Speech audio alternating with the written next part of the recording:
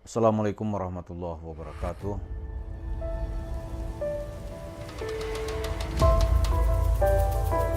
Para pemirsa, kali ini kita akan memakai logika seperti yang terdapat dalam buku Madiloh yang dikarang atau ditulis oleh Tan Malaka untuk memberikan pemikiran yang segar kepada kita.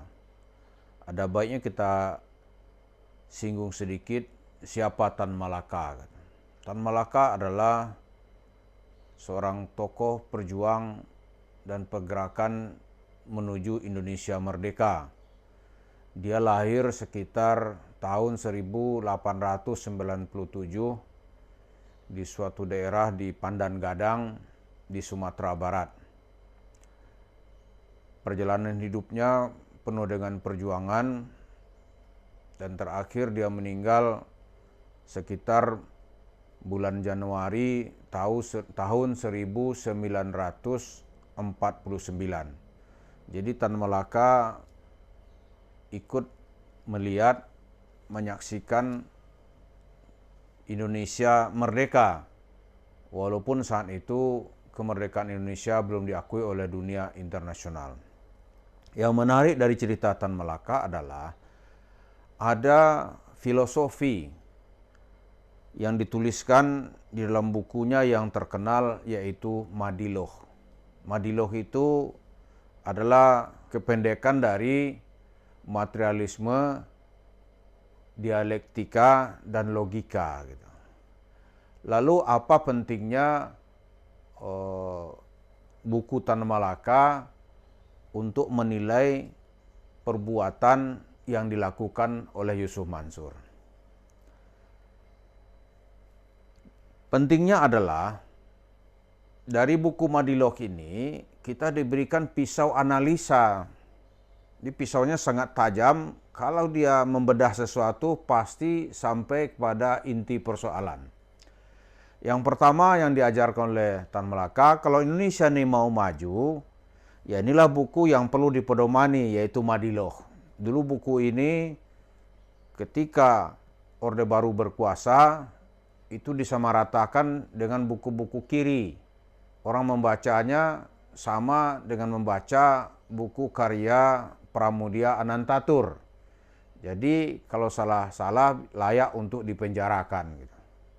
Saya sendiri berkenalan dengan karya Tan Malaka ini melalui stensilan atau buku fotokopi tahun 1990. Nah, itu buku itu sekarang sudah dijual bebas dan kita bisa menilai persoalan itu dari logika Tan Malaka. Apa itu gitu? Yang pertama kata Tan Malaka, Indonesia maju itu harus ada dasar materialisme. Materialisme lah ya yang perlu dijadikan standar dan dasar gitu. Jadi misalnya apa bukti orang itu sukses? Contoh sederhana ya. Ya orang sukses kalau dari kampung dia merantau, dia sukses, pulang dia mesti hidupnya berubah. Tapi kalau dia merantau, dia pulang, hidupnya tambah susah, tambah kere, itu tandanya orang tidak sukses. Ya kan? Nah, untuk mencapai sukses mungkin nanti ya dia sekolahnya baik, pekerjaan baik, maka ekonomi baik, maka dia disebut orang sukses. Itu disebut dengan materialisme. Kemudian lawan dari negeri yang tidak bisa maju, kata Tan Malaka, adalah negeri yang penuh dengan suasana mistik. Hal-hal yang nggak jelas gitu. Nah, kita hanya mau mengutip secara ringkas saja bagaimana nanti kenapa pelajaran atau cerita-cerita dakwah yang diajarkan oleh Yusuf Mansur itu tidak akan membawa kepada hasil apa-apa. Misalnya ya, dalam menilai persoalan kita lihat dulu fakta gitu. Katakanlah sederhana gitu, faktanya ada apa enggak gitu. Misalnya Yusuf Mansur bercerita mengumpulkan uang, tujuannya apa katanya? Tujuannya misalnya untuk membangun bisnis, tabung bisnis. Maka itu sudah bisa dipastikan itu cerita bohong kalau faktanya tidak ada. Ya kan? Dia nggak usah pakai dalil-dalil ayat, dalil-dalil hadis. Kita bisa melihat langsung faktanya ada nggak gitu. Jadi kebenaran itu kebenaran faktual, ya kan? Misalnya Yusuf Mansur bercerita ada orang kaya karena dia bersedekah 1 miliar, Allah kasih rezeki, rumahnya, lapangan terbangnya 34 hektar di pinggir laut. Itu gara-gara dia bersedekah ke Yusuf Mansur 1 miliar. Kita bisa melihat ini dari unsur faktual katanya. Materialisme di mana? Coba orangnya siapa gitu. Di mana tempatnya? Kapan dia miskin? Kapan dia kayanya? Jadi kira-kira gitulah diajarkan dari buku Madiloh itu. Kapan? Kalau nggak ada, bohong. Gampang kan? Kalau nggak ada, palsu. Jadi kalau kita kadang-kadang bercerita pakai dalil, pakai ayat, orang akan lihat, itu khilafiyah Pak, khilafiyah Ustaz, kan bisa gitu. Yusuf Mansur bercerita, orang nih saya usap kepalanya, lalu kemudian katanya, dia menjadi duta besar di negara Eropa. Ya kan gampang untuk menilainya, siapa duta besarnya, di negara mana dia ditempatkan, umurnya berapa, kan gitu kan? Kapan Yusuf Mansur mengusapnya? Kalau Yusuf Mansur mengusapnya, dia bilang kan cerita Yusuf Mansur tuh, ibunya bercerita, Ustaz, ini anak yang dulu antum usap-usap sekarang udah jadi duta besar. Itu bisa dinilai dari cerita faktual gitu.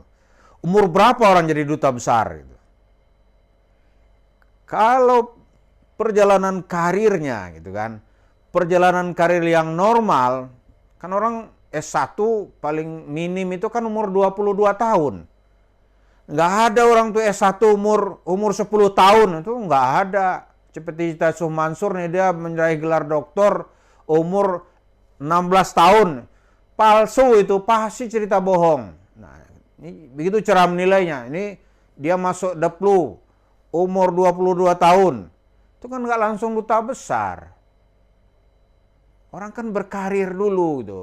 Berkarir 2 tahun dia menjadi pegawai biasa. Setelah itu misalnya nih ditempatkan penempatan pertama di negara, misalnya negara kelas 3 dulu, nggak ada tuh yang langsung negara kelas 1. Kan di Deplu itu ada pembagian negara, tuh, ada negara kelas 3, dan negara kelas 2, dan negara kelas 1 gitu. Negara kelas 1 misalnya nih Amerika Serikat, Kanada, Inggris, Prancis, Jerman, negara Eropa Barat, kemudian nanti Australia, Jepang, itu disebut dengan negara kelas 1. Itu yang ditempatkan di situ tuh diplomat yang sudah lama dia mengabdi. Ya kan? Kemudian negara kelas 2. Negara kelas 2 itu dalam pandang Indonesia misalnya ya, ini misal aja. Saudi Arabia, Emirat, Kuwait, Malaysia, ya negara-negara Filipina, kemudian India dan sejenis itu gitu. Kemudian ada negara kelas 3. Negara kelas 3 itu misalnya negara-negara di Afrika yang di tengah gitu. Ya kan, di tengah. Kemudian ada nanti negara Eropa Timur gitu. Kemudian ada nanti negara-negara yang di Amerika Latin. Itu masuk golong negara kelas 3. Nah, seorang yang mau ditempatkan sebagai diplomat, dia harus berjenjang karirnya. Kelas 2, kelas 3 dulu, kalau dia hebat naik kelas 2 penempatan. Kemudian nggak ada yang terus-menerus. Misalnya nih, seorang ditempatkan menjadi atase gitu kan. Diplomat itu penting ada pangkatnya. Misalnya di konsul bidang apa dulu. Lama-lama nanti naik menjadi atase politik gitu. Atase politik lama-lama nanti baru menjadi duta besar. Dan begitu ditempatkan sekali di luar negeri 3 tahun, ditarik pulang, ganti sama yang lain. Jadi setelah dia bertugas di sini 5 tahun atau 3 tahun berikutnya tempatkan negara kedua. Puncak jabatannya nanti jadi duta besar kalau dia bernasib baik. Gitu. Nah, Cita Yusuf Mansur diusap-usap gitu. Orang menjadi duta besar. Maka orang menjadi duta besar itu umurnya rata-rata tuh di atas 40. Nah, Yusuf Mansur umurnya mengusap itu umur berapa gitu. Sekarang nih, mungkin Yusuf Mansur itu umurnya menjelang 50. Dia ngomong gini mungkin 8 tahun yang lalu. Berarti umurnya 40. Yang diusap umur berapa? Kan tidak mungkin lebih tua diusap-usap gitu. Nah, ini salah satu contoh kata Tan Malaka. Di dalam menilai sesuatu harus ada analisa faktual. Ada analisa fakta. Benar nggak? Ada secara fakta. Jadi kita harus menolak yang namanya dalam bahasa Tan Malaka itu nilai-nilai mistis. Misalnya doa.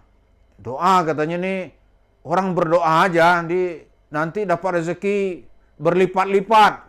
Itu harus ditolak karena itu sumber kehancuran. Jadi teman-teman kita yang menjadi TKI itu menjadi korban karena cerita mistik Yusuf Mansur. Teman-teman kita di Saudi Arabia juga harus hati-hati, jangan gara-gara diajak cerita-cerita Ka'bah nanti akhirnya uangnya diraup dan ditilap oleh Yusuf Mansur. Ini cara menilai yang sederhana gitu.